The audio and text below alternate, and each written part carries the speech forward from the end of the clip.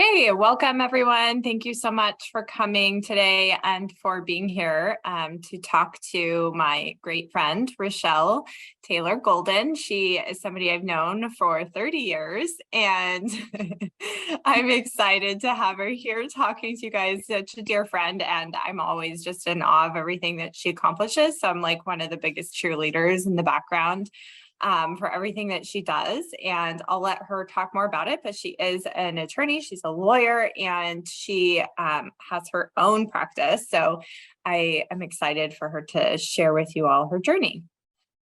Well, thanks, Liz. Or should I call you Miss Lakey? No, you're fine. Okay. You can call me anything.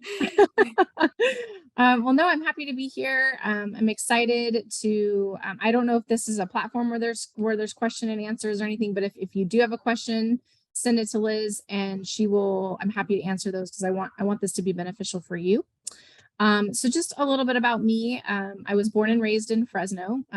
Liz and I met in the 4th grade. We were just talking about that. So I've literally known her the vast majority of my entire life. So those friendships that you make along the way truly do mean everything in the world. I went to Bullard, and then I went down to San Diego State for law school. I'm sorry, for undergrad, not law school. Law school is the farthest thing away from my mind. When I went to San Diego State, I actually went there because I was an art major. I was going to be an interior designer. So I was literally painting and drawing and learning some AutoCAD, which is what architects and engineers use to design buildings, pottery, all that sort of thing, art history. And then what happened is I was living in the dorms. There was a brand new set of dorms at San Diego State that is, it's across the street from the campus. And so you have the campus on one side, then there's this huge major thoroughfare called Montezuma Avenue. And then on the other side of that is where a lot of the student housing is. And it connects the dorms to the main campus through a bridge, not the Golden Gate Bridge in my background, but a big suspension bridge. And it was built in the 1970s when the campus was built. And so it was not, technically accessible. I use a wheelchair. I was in a snowboarding accident when I was 15. So I've used a wheelchair now for 24 years, which is insane to even think that that's a number that's exists in my life. But before, I could go across the bridge unassisted, fine, totally independent. Well, in the middle of my freshman year, they tore the bridge down and built a temporary bridge, but it was so steep, I would literally roll backwards. And for somebody that's incredibly independent, who worked really hard to go off to college independently after her accident, that made me mad because I was like, wait a minute, I now have to do something different. I was driving to school and they started towing my car because I didn't have the right permits to park where I needed to park to actually get close access to my classrooms, and wasn't really going to do anything about it because I didn't think I had a voice.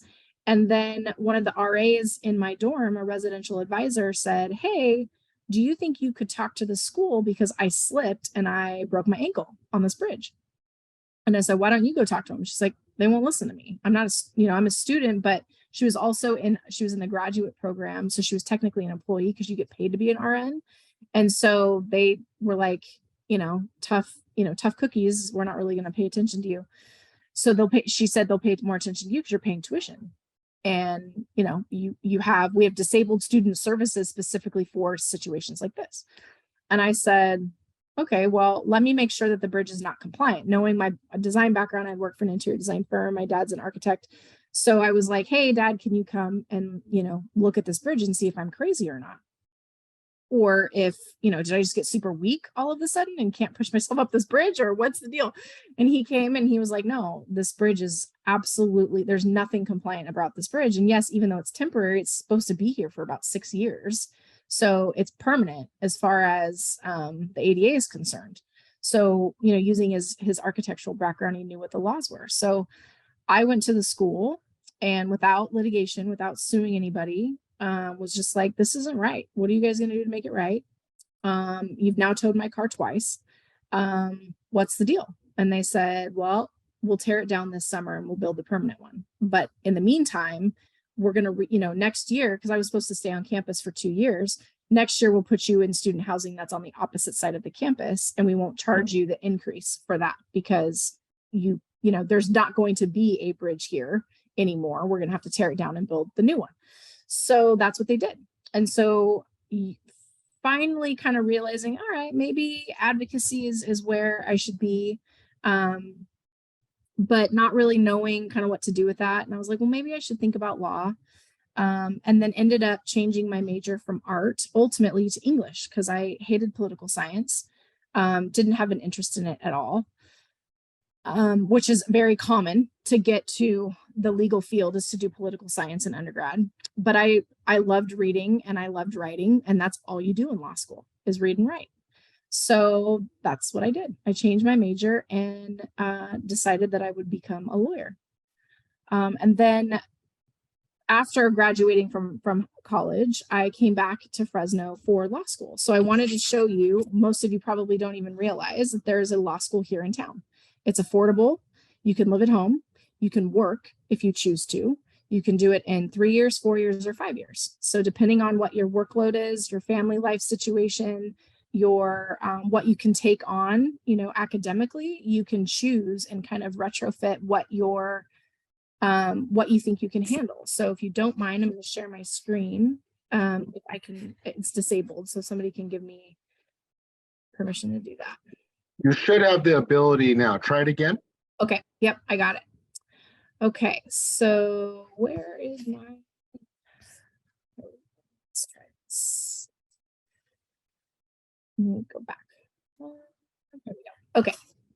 So I wanted to show you, so San Joaquin College of Law is in Clovis. It's, like I said, it's a state accredited school. That's where I went. I sat for the bar just like everybody else. It's a very good school for passing the bar. They don't do a lot of philosophy and fluff, and everybody wants to go to Harvard, Stanford, all these, fancy schmancy schools. They teach you a lot of things that aren't necessarily needed to pass the bar. And for me, who was working full-time in law school at a law firm, I was like, I just want to know what I need to know in order to pass the bar. That's the goal. Everything else I'll learn along the way. So this was a good school for that. So there's, you can just go to sjcl.edu and it'll go through, the admissions, the academics. There's financial aid available, just like there is with any other school. It talks about their first generation. They have a huge immigration program at the school that they've started. So a lot of students are first generation citizens that come in, and it's really neat to see. So they've started what's called the NALC clinic. And what it does, it's Linda Barreto. She's actually a good friend of mine. She and I went to law school together, but she is a dreamer, and she thought it was really important for her to not only go to law school, but also to really help others pursue their dreams. And so she started the New American Legal Clinic and is now heading that up at the law school. And what this clinic actually does is it's students work in the clinic and help people with their naturalization and immigration process. So it's a free clinic for the people that use it, and they will help them with paperwork. They will help them with putting them in contact with, if there's complex issues such as custody issues or criminal history or something like that, they will bridge that gap and help people get the tools that they need in order to actually get their papers and or keep their immigration status. And so Linda is really, she's phenomenal. She's my hero. And so this is on their website as well. If you just go to the NALC clinic, they also have, which is really neat, is the Breen Clinic, which is to be a bridge for families with students with disabilities and bridging that gap to the education system. And so they really work as a team to get the child the information and the resources that are needed in order to succeed academically. And again, this is a clinic that students get to participate in as a student and help that relationship grow with different schools around the valley. And so if you're interested in something like that, like if you have a passion, or if you're really kind of have an idea as to what you want to do or don't have an idea as want to do, but it sounds kind of interesting. Both of those clinics are really great. And as San Joaquin College of Law is, I don't know of any other law school that has either one of those opportunities. So it's a really unique opportunity here in the Valley. And so there's also job postings available and things like that. Once you graduate, if you're looking for an internship, they really help with that to make sure that students are supported if they want to get jobs in the process. And then for those that need those services, they also have a full and robust accommodation policy. So if you're skeptical about potentially going to law school because there may be some challenges that you're facing, don't let that deter you. The school will work with you 100%. And I know that from my own personal experience, because all the classes are on the second floor. Well, sometimes the elevator broke down. So what did they do? I mean, just physically, they moved the classes downstairs, or we were able to work out other things to accommodate whatever it is that I needed. I was having some surgeries in the middle of my moot court competition class. Well, they gave me extra time to finish my final project because I was having some health issues that I couldn't avoid. So they are really great about working with you as long as you communicate with them, and their policy is on their website. So I know it's not an SJCL plug, but I just wanted to let you know that there are resources there available, and it's a great school, and I can speak to personal experience about that. So what advice would I share about, those who are interested in going to law school? Don't let the unknown scare you, is what I would say. I have no lawyers in my family. My family has lawyers, friends, and things like that, but I had no personal experience with becoming a lawyer at all. I just was like, oh, this might be kind of a good fit. Let's see what happens. And it ended up working out for me, and I really love it. And so what I do actually is I defend businesses against predatory lawsuits. And I say that specifically because there's a whole cottage industry now where people that have or claim to have disabilities will just go around and sue businesses for very minor technical design deviations. So like a ramp cannot be more than 8.33%. Well, if the ramp is at 9%, somebody will go and sue the business for that, even if they never got out of their car, even if they never went to the business and merely looked at them on Google Earth. And it's a multi-million-dollar industry. Well, I personally, as a disabled person who's worked incredibly hard to get to where I'm at, am mad about that. I don't think that's right. So thankfully, I get to use the voice that I've fostered over the years to really be an advocate for those businesses, because businesses 99.9% of the time want to do the right thing. And the first thing they tell me is, if somebody would have told me, I would have fixed it. But nobody told me. I had no idea. And so my job is to be that voice of reason, somebody who is a disabled person that comes and says, you're right, this isn't right. So let's figure out a way to fix it. Let's make your business compliant. Let's go in and fix it. And that's the first thing that we do, is we go in and we fix it, because I need to use the business just as anybody else does. So we go in and fix the business. And then construction wise, we redo the ramps and put in the right counter heights and fix restrooms and things like that, so it's usable. And then I also defend them in court. And I love what I do. I really, really love what I do. I feel like it's a way for me to use my voice positively and to help kind of put the balance back in accessibility, but also protecting the business. And that means a lot to me personally. But there are so many different facets of law. You can be a criminal prosecutor. You can put people behind bars for doing things that are illegal. You can defend those people, which I think is fascinating, because it's a lot harder to defend somebody in the criminal world a lot of times than it is to prosecute them. So if somebody gets injured on the job physically, there's an area of law called workers' compensation. So you can represent the person that's actually hurt and try to get them the right amount of money or rehab or work programs so they can get back into the workforce quickly. Or you can represent the business and try to figure out a way where you can, if you're more business minded, save some money, but also allow the person to come back to work, or enter negotiations that way. There are people who do constitutional law. A lot of those lawyers are appellate attorneys and they've never stepped foot in a courtroom. You can be a lawyer without ever having to go to court. In fact, most lawyers don't go to court. So if that scares you about going into court, don't let that be a deterrent, because I was working with a client last week who was working with their in-house counsel, who's a business and transaction lawyer. So sets up corporations, does all the contracts, to set up the right entities because it's a large company, works with mergers and acquisitions and all that kind of stuff. They've been practicing for 40 years and have never been inside of a courtroom.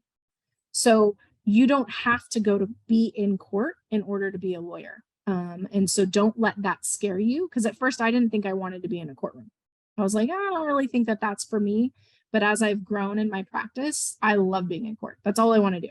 It's just be in front of a court, in a courtroom, and really advocate for my client's position and really litigate a file to trial. So I do trials and things like that, but you do not have to do that. So don't let that deter you from being interested in pursuing a legal degree. So what advice I would give to kind of my high school self is keep an open mind. I took interior design in high school thinking that, okay, my dad's an architect, we're going to go into business together. After my accident, was able to design some features of my home.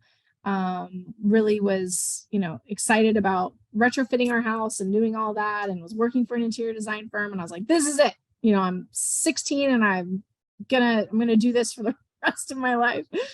God had other plans. So I would just say to keep an open mind, learn as much as you can, stay curious about anything that interests you. Just because it's maybe extra work or, oh, that's kind of cool, but I've got A, B, and C to do over here, so I can't really focus on that. Go back to it, look into it, because you'll never know what's going to pique your interest to the point where you're like, that might be something that I could be interested in doing long term. If you love music, well, there's a business side to music too.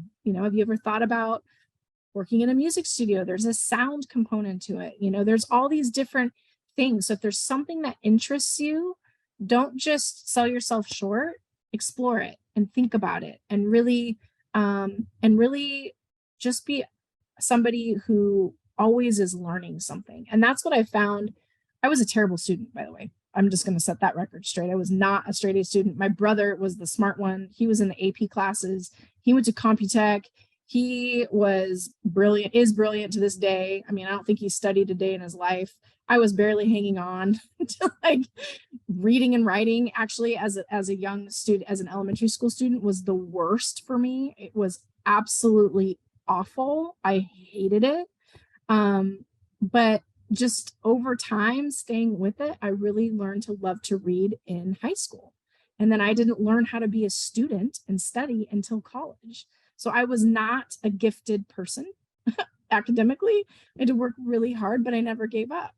And I'm so glad I didn't, because now I literally learn every day. And it's just so fun. I learn something new every day. So my advice is really just to stay open and just to not be afraid of something and sell yourself short, because you never know where it's going to lead to.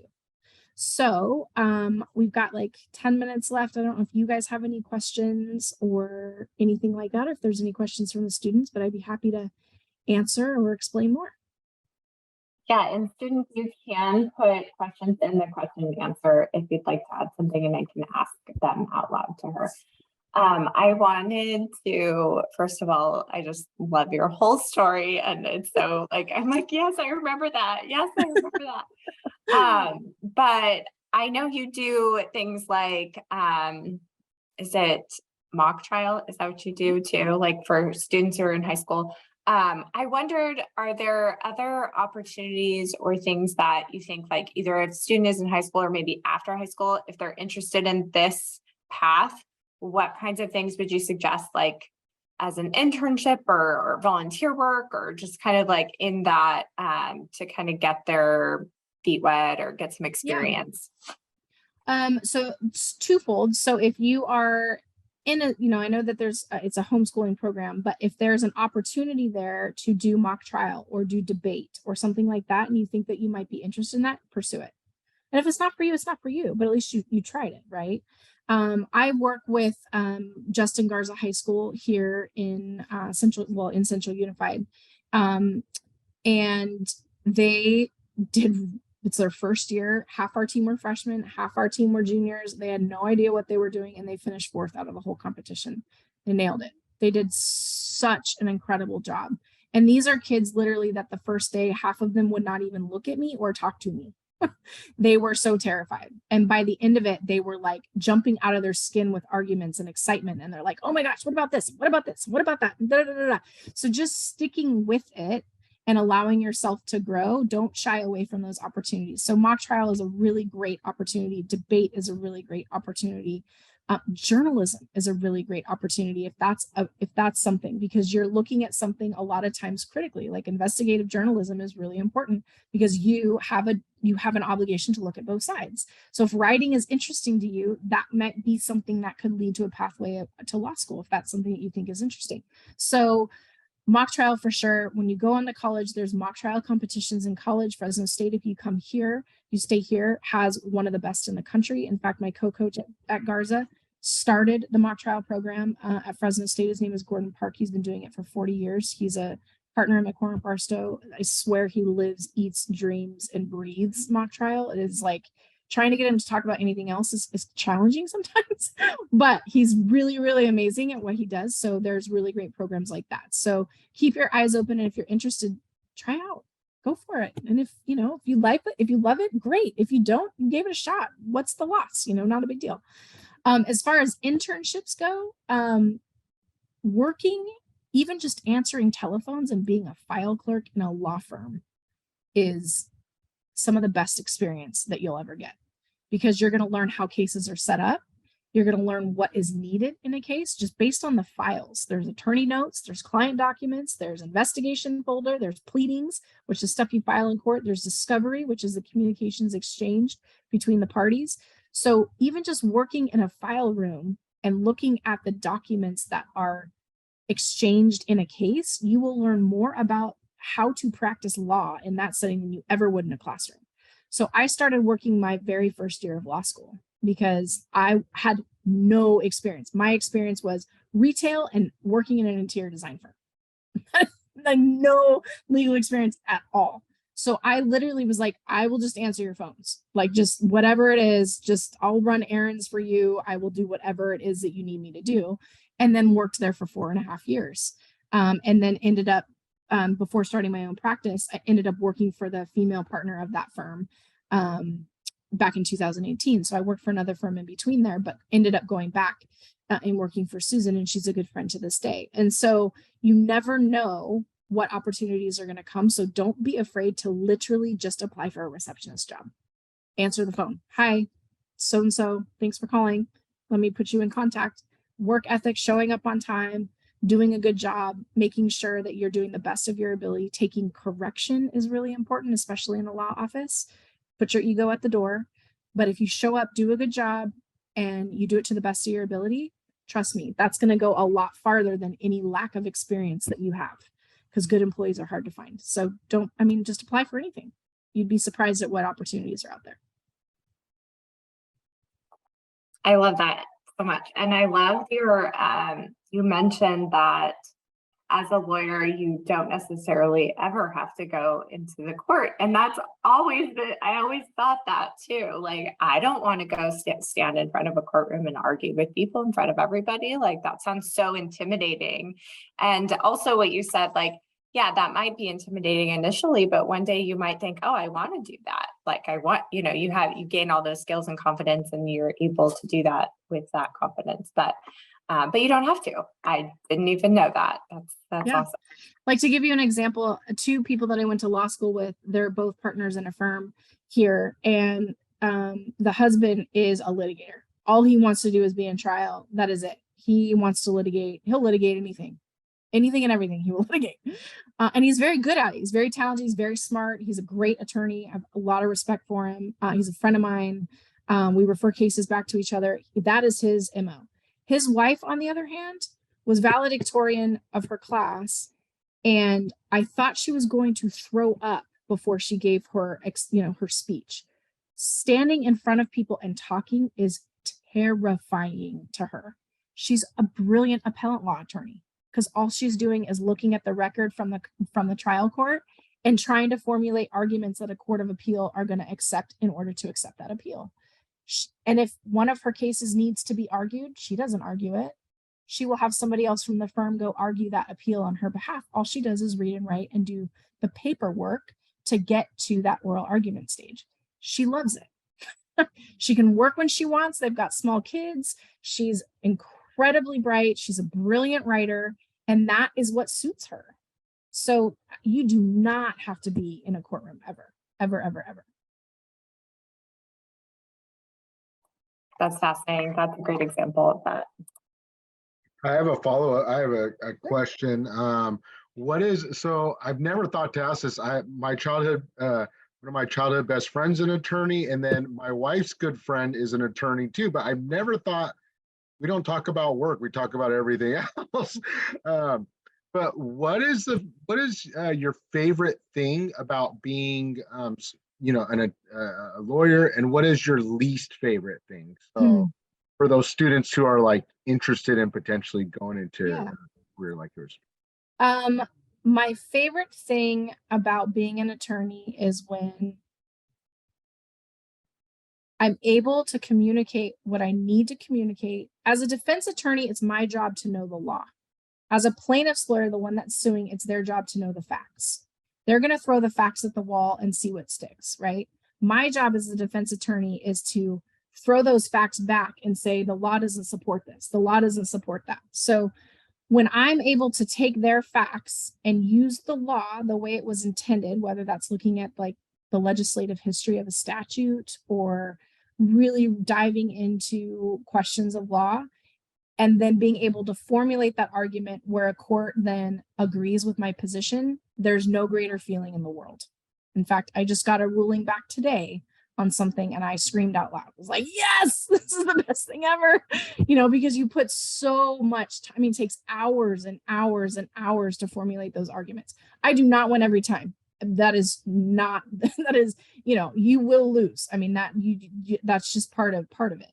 But when you're able to communicate, and it's not just about winning, it's it's that validation of you applied the law right, Rachelle. You communicated this right. You understood it the way it was meant to be understood.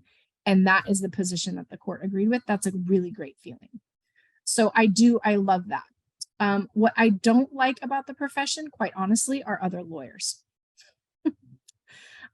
So Fresno, we're very fortunate to have a tight-knit community. Your reputation is everything, and people who do not play nice, judges know it and other attorneys know it. Everybody knows it before you walk into a courtroom. Unfortunately, for me, most of my cases are in Los Angeles and San Francisco. So I'm dealing with the best of the best and the worst of the worst. And so there are definitely days where I have to turn off my computer early to preserve my mental health because opposing counsel is just being a jerk. And there are those times where there's nothing you can't respond, because somebody told me, actually it was a judge, told me in the very beginning, every time you commit something to writing, eventually it's going to get in front of a judge, whether it's because you're having a dispute about something, whether it's necessary in order to further your communication efforts, which is required by the court in order for you to bring some motions. So don't put anything in writing you don't want a judge to see. So, which is brilliant advice because I get very hot and spicy quickly. I have to take a step back and just turn on my computer and be like, I'm done. I can't do this today. This is not my day. I can't handle any more attacks today. And then I just come back to it tomorrow or an hour or whatever I need to do to cool down. So that's what I don't like the most is lawyers that are jerks. But then there are those lawyers who I have opposing counsel who I refer cases to because they're just easy to work with and I know they do a good job. And it's the same with me. So, but there are those ones that make life a little bit more difficult than it should be. I think that's great advice for everybody in any profession that you go to. Like you're going to, we talk about that even just like in customer service field, you're going to encounter people who are rude or accuse you of something that's not the case. And you can't you know, you can't respond the way you would or would want to sometimes in those situations. You have to let yourself cool off and come back to it and figure out how to handle it in a tactful way. But I can definitely see how in the lawyer world that would exist. I can see based on TV shows. And unfortunately, people think, you know, there are lawyers who practice like they want to be some, you know, Perry Mason, and that's way beyond age of this group. But I mean, it's just, you know, people want to be that, like, I'm going to say this and I'm going to do that. And it's like, you're not doing yourself any favors. And when you read, when it's not your case and you're reading other people's papers because you're looking at other filings in order to help formulate your arguments, you're not perjuring, but you're studying other people's work in order to regain, you know, to further your knowledge. And you see those jabs in the paperwork, you're like, ooh, that doesn't sit well. A judge isn't going to like that. And so it's a good reminder to just hit the pause button, step away from the computer, turn it off, go for a walk outside, play with your dogs, whatever, whatever, take a hot shower, whatever it is you need to do in order to just not respond out of emotion, because it doesn't get you anywhere. It really doesn't. So. That's great. Anyone else have any other questions? Right, Ed? Oh, just a quick one. I'm just kind of curious, like, what was like a perception or like a preconceived notion of the job that you had maybe going into it that maybe you were surprised by afterwards? Like, if you think of any examples. I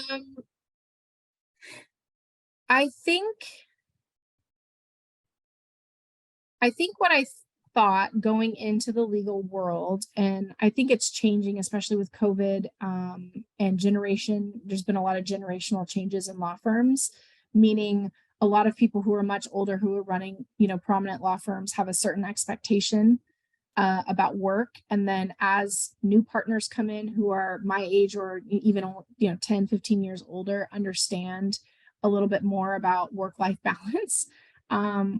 When I thought, and there were definitely seasons, and there have been seasons in my career where you are working to the bone. I mean, you are grinding it out. You are working 12, 14-hour days, weekends. I mean, at one point, I remember my mom was literally bringing me dinner because I worked at a firm, which was just a couple streets over from my house. I was in law school. I was working, I was living at home at the time. My mom would literally like bring my dog and dinner at like 10 o'clock because she's like, you need a break, you know, like come, my dog's name was Killer at the time. It's like, come play with Killer and, you know, let me bring you dinner. And there are definitely seasons like that. Now I will say that there are firms like that where they expect you to work insane hours. Physically for me, my body cannot handle that kind of work. Being in a chair, I just can't handle that kind of work. I can do it for a season, can do it for a case, or if we're preparing for trial, maybe for a couple of months. But you better believe as soon as that trial is over, I am taking like 2 weeks off because I physically need that time to recover. And as long as you are honest about that and set your expectations and don't, and there's been times where I haven't been great about communicating that, where I've just taken it, and then I crash, and it was not good for me, and it wasn't good for my team because I let them down. So if I had been, and I was young and I didn't know what to say and I was scared, you know, but if I had communicated that, that would have been a very different situation for all of us, because then the expectations would have been, okay, Rachelle, she's not failing. She just needs extra time to recoup after this, or she's about ready to get very ill. So let's give her a couple of days off, have her rest, and then come back when she's stronger. Having those communications, I think, has been a really pleasant surprise, because it's not a sign of weakness, it's a sign of strength, because you know your limits. You know your limits.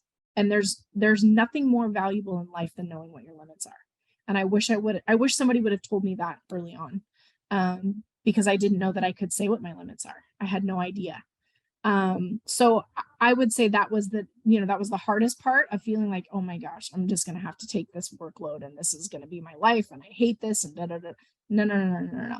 People don't expect that anymore for the most part. as long as you're honest and communicate about what you can and cannot do. And as long as you're not using it as a scapegoat, right? People know when it's being taken advantage of. But if you're in there doing the work, doing the best that you can day in, day out, then when you say, you know, I need a couple days off, I'm feeling like I'm getting a pressure sore. I need a couple days off. I need the weekend. They're like, oh, please go take the time. You know, we don't want you to we need you here. take the time that you need, because we need you to come back.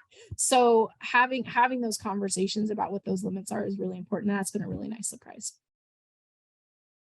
That's awesome. Thank you so much. And I think that, I mean, that's a huge lesson in of itself, right there, you know, especially and it's good for all of our students, I think, to hear as well. You know, it's just like, because that's universal. That's, you know, across all of our kind of setting those boundaries. So, yeah, thank you. Yeah, you're welcome. I know, I don't want to let you go because you keep giving us these really good nuggets of advice. That is so good. And afterwards, you know, if you've got students that watch this and they've got additional questions, I am available. Give them my contact number, whatever. I'd be happy to sit down and have a cup of coffee with them, hop on a Zoom, whatever. I mean, I'm open and available. So just whatever your kiddos need, I'm here for. We'll try to filter out like questions if we get questions, and then we can always send them to you. And if you wanted to, you know, I won't just hand out your number to everybody, but but I will definitely keep that in mind. I appreciate that so much that you're willing to talk, and we're totally going to invite you back next year now that you did. And definitely we'll reach out with any questions as they come up.